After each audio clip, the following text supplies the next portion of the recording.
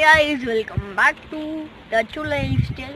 இன்னைக்கு இந்த வீடியோல எதை பத்தி பார்க்க போறோம்னு கேட்டீங்கன்னா, எங்க வீட்டு பக்கத்தால ஒரு சின்ன குளம் இருக்கு. அந்த குளத்தை பத்தி உங்க கூட ஷேர் பண்ண போறோம். வாங்க வீடியோக்குள்ள போலாம்.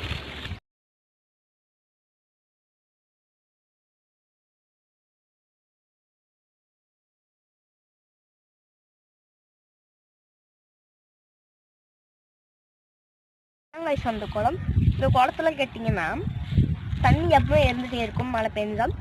இது சுற்றி இருக்கிற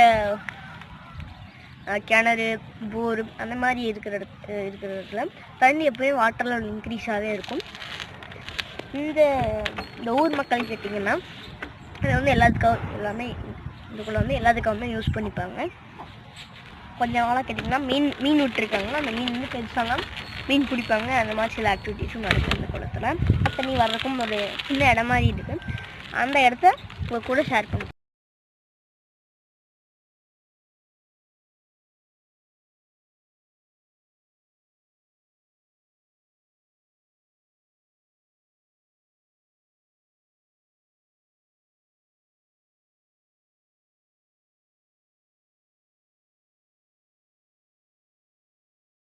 இதுதான் நான் சொன்ன இடம்.